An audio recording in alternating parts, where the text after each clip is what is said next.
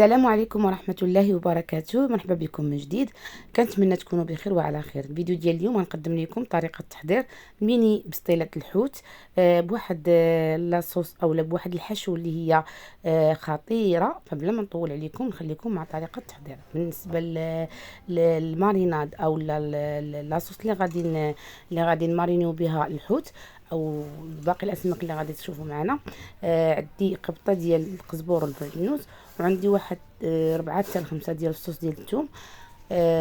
غادي نضيف عليها غنضيف عليها واحد الملعقه كبيره ديال الهريسه. كتبقى الكميه على حسب الرغبه، يعني الا كنتو بغيتو الكميه اكثر تزيدوا، الا كنتو بغيتو قل فيمكن لكم تكتفيوا بملعقه صغيره فقط. هنا غنضيف واحد الملعقتين كبيرتين من صوص صوجا. بالنسبه لصوص الصوجا كاينين جوج ديال الانواع، كاين الصوص الخفيفه والصوص اللي هي عاقده شويه بحال هذه اللي استعملت، فبجوجهم مزيانين. عندي كذلك هنايا اللب ديال الحامض مصير، هنا عندي حامضه. وبالنسبه للتوابل هنا عندي تحميره، عندي سكونجبير، عندي كذلك الكمون، الكركم او لا الخرقوم بلدي، الملح، عطريه ديال السمك.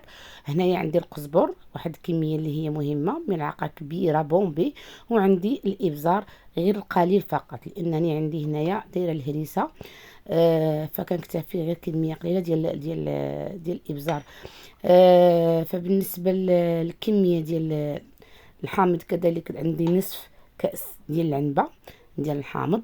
بالنسبه للزيت استعملت زيت الزيتون نصف كأس فقط، باقي غادي نستعملها من بعد.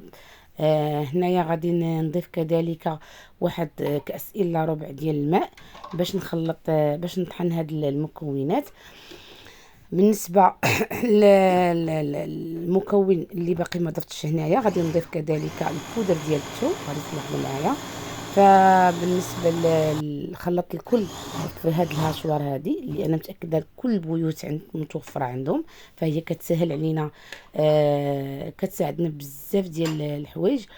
هنايا غنضيف هاد الصلصه اللي هي كتبقى اختياريه، ما غنضيفهاش دابا بالحق، غادي نضيفها حتى الاخير. هاد الصلصه ديال المحار فكتبقى هي اختياريه. وهنا غادي نضيف ملعقه تقريبا يعني صغيره فقط ديال بودر ديال الثوم، فحتى هي كتبقى اختياريه لاننا ضفنا الثوم، فإلا تقدروا تستغناو عليها. هنا غادي ندير واحد الخلطه خفيفه فقط غير باش تندمج لينا هذيك البودر ديال الثوم مع الماريناد صافي. وهاد لاصوص غادي نستعملوها في بزاف ديال المراحل اللي غتشاهدوا معايا، كتجي بهذا الشكل هذا. فهاد الكميه كنقدروا نستخدموها ولا شاط لينا نقدروا نحتفظوا فيها بالثلاجه.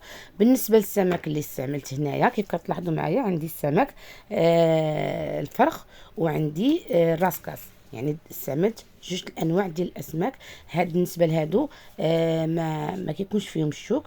عندي كذلك هنايا السيبيا وعندي الكالامار، وكذلك غادي نستعملوا اكيد الكروفيت اللي ديجا نقيته يعني اولا كتشروه منقي. بالنسبه للكميه كتبقى كذلك على حسب شحال من بسطيله غديري، اولا واش البسطيله ديال 45 ولا، يعني الكميه كتبقى على حسب العدد ديال البسطيلات.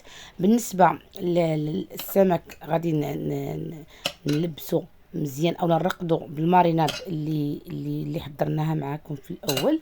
غادي نرقدو نلبس مزيان بعد الحوت.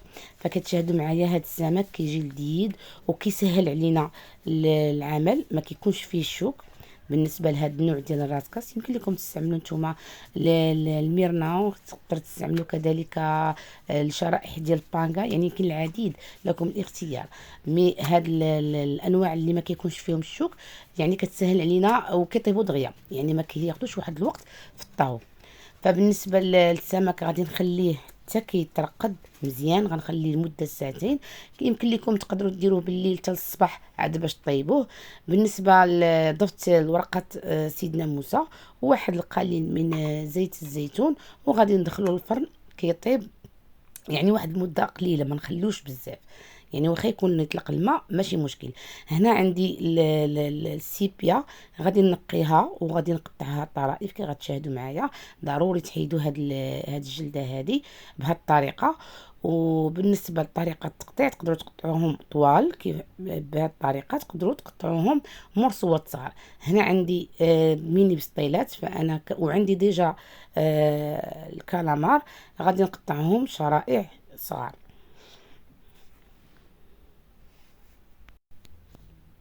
بعد ما قطعت السيبيا غندوز نقطع كذلك الكالامار. هاد الاثناء كنكون كندير الماء كيغلي، وكذلك الاعشاب المنسمه اللي اختاريت اوراق ديال ورقه ديال الرند وقليل من اليزير، قليل من الزعتره، كنخليهم كيغليو وكناخذوا فقط الماء، يعني الماء ديال الاعشاب المنسمه. هنا في كاسرول كندير السيبيا والكالامار، كنكب عليهم الماء المغلي وكذلك الماء ديال الاعشاب المنسمه، وكنضيف كذلك القليل من الملح والحامض، يعني الحامض على السيبيا. يعني تفادوا انكم تلوحوا الاعشاب المنسمه ديريكتومون على السيبيا او الكالامار. هنا راه ملي كتبغوا تحيدوهم كيصعب عليكم انكم تحيدوا دوك الاعشاب، كيبقى لاصق فيهم.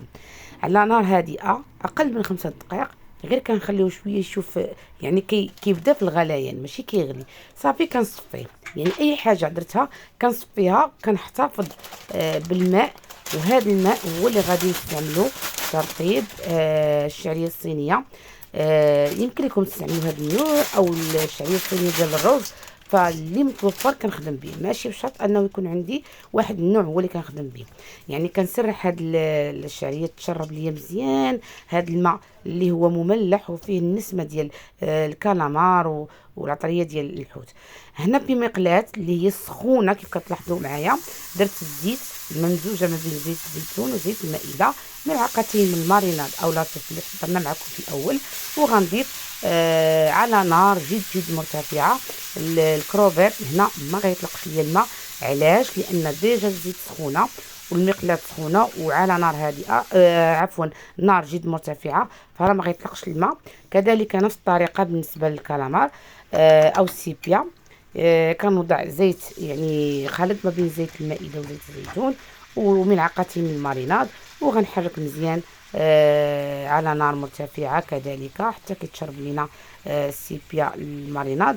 وغنخليو كل هذا الشيء يتسكر مزيان. هنايا عندنا الفطر الاسود، بعد ما رطبناه في الماء البارد غادي ندوزو في الهشوار اللي طحنا فيها لاصوص الاولى. هنا غنضيف واحد القليل من البصل، اولا نقدروا نستعملوا كذلك البورو، يعني كتضيف واحد النكهه زوينه في الصراحه. هذا البصل للاشاره بالنسبه للبصله كنديرها فقط في البسطيطلات الصغار، اما بالنسبه للبسيطلات ديال الكبار ديال الحضور فما كنستعملش البصل. تقدروا كذلك تستعملوا البورو. هنايا غادي نشحروه. نشوفوا هنايا الشعريه الصينيه تشربت ليا الماء، يعني انا باقي ما صفيتهاش كيف كتشوفوا معايا، شربات الماء كامل. غادي نوضعوها تسقطر. كذلك هنايا السيبيا حتى هي غنخليوها تسقطر، وكذلك حتى الكروفيت حتى هو يتسقطر. ضروري تسقطروا الحوت مزيان، يعني الحوت السيبيا او الكروفيت كل شيء خصو يتسقطر مزيان، يعني ما تخليوهمش يعني ساردين. هنا في المقلاة غادي ناخذوا زيت الزيتون مع واحد المعلقه من الماريناد. كنوضع الفطر اللي طحناه مع البصل، كنشحرو مزيان. ضروري كنتذوق، هنا ضروري كنتذوق الا كانت خاصه الملح. بالنسبه للشعريه الصينيه بعد ما تسقطرت مزيان راني كنقطعها كندوزها غير في الهشوار، وكنشحرها مع الفطر الاسود والبصل مزيان. هنا عندي الشعريه الصينيه كثيره، المقلاة ما هزتش ليا كلشي. غنعاود ندير هنا الماء ديال الحوت. بعد ما خرجت الحوت فراه كيطلق لكم واحد الماء، نتوما كتلاحظوا معايا كنديرو في المقلاة، كنشعل عليه مزيان حتى كيتشرب، كيولي بهذا الشكل هذا، يعني كيولي كيخرج الزيت وكتولي لاصوص عاقده. كندير كذلك الشعريه اللي متبقيه وكنشحرها مزيان، يعني ضروري تشحروا يعني الشعريه الصينيه مع الماريناد لاصوص. وكنضيف الملح الا كانت خاصها الملح، الا كانت خاصها لاصوص نزيد لاصوص.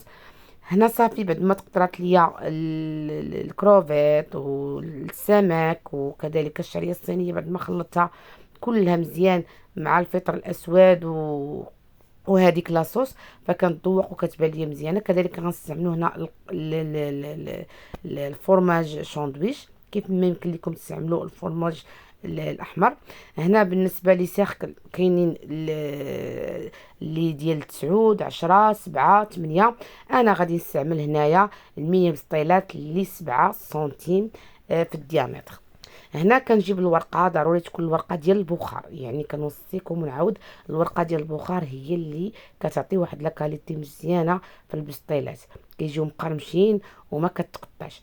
هنا كنقطعها على النصف ثم على الربع، وكندهن الورقه مزيان سواء بالزيت سواء بالزبده كندوبها، ولكن انا كنستعمل غير الزيت، فهي راه كتعطي واحد القرمشه اكثر من الزبده.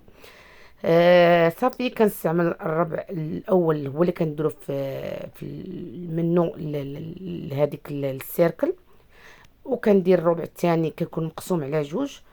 كندير قليل من الشعريه ديال الصينيه، وكان هنا ما كنخلطش كلشي باش كل بسطيله تاخد حقها، من الحوت من الكروفيت من السيبيا من الفرماج. ما كنخلطش كلشي كما يعني عاده كيديروا.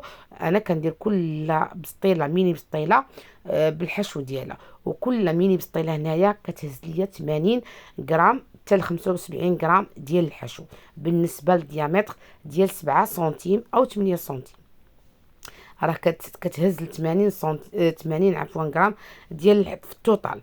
هنا بعد ما كنلفها بهذه الطريقه ما كنلصقها لا بالبيض ولا بالعجين، هي كتشمع راسها راه ما كتحلش. نعاود معكم الثانيه، هذه هي الطريقه. قليل من الشعريه الصينيه، السمك كناخذ من يعني جميع الاسماك اللي عندنا شويه شويه منهم، الكروفيت الكالامار وسيبيا، وواحد الطرف من الفرماج شوندويش. يمكن لكم كذلك تستعملوا فرماج يعني كيف المحكوك. بالنسبه للفرماج تقدروا تحكوه وتخلطوه مع الشعريه الصينيه، هذه ماشي مشكل. صافي كنلف كنجمعها بهذه الطريقه صافي، وكنقطع لي شوت ما كنخليهمش باش ما تجيش معجنه وتجي يعني فيها الورقه بزاف. صافي وكنوضعها في الصفيحه ونخليها تجمع حتى كنكمل جميع الميني بسطيلات. هنا بالنسبه للزيت تقدروا طيبوها هكا حتى الاخير وتزينوها بالفرماج. انا هنايا كنزينها بالبقايا اولا بالشابلوغ ديال الورقه، يعني دوك البقايا ما كنضيعش فيهم. هذيك البقايا ديال الورقه كنكرمها ما كنحمرهاش، كنشمعها فقط وكنطحنها في الهاشوار. تقدروا تطحنوها يعني اكثر من هكا رقيقه، راه كتجي غزاله مقرمشه. كندير البياض تاع البيض، تقدروا ديروا البيض كامل. هنا البياض تاع البيض باش ما تحمرش لكم دغيا، يعني كيطيب يعني كيطيب بالمستوي ما كيتحمرش تخطف لكم اللون وهي باقي ما طيباش، هي راه كطيب دغيا. صافي وكنعمل بهذا الشكل هذا، كنستمر حتى كنكمل الميني بسطيلات كاملين وكندخلهم للفرن يطيبوا. يعني ما كياخذوش واحد الوقت، راهم دغيا كيطيبوا. تقريبا ما كاملاش واحد 30 دقيقه. صافي كندخلهم للفرن بعد ما كيطيبوا. كيجيو محمرين مذهبين بهذا الشكل هذا، وهذا هو الشكل النهائي ديالهم. فيمكن لكم ما تطيبوهمش كذلك وتحتفظوا بهم في المجمد، يعني قبل ما تطيبوهم ملي تبغيو طيبوهم من المجمد الى الفرن تكون حراره الفرن جد عاليه. فكنتمنى ان هذه الوصفه تكون نالت الاعجاب ديالكم، فما تبخلوش عليا باللايك، والى الوصفه القادمه ان شاء الله.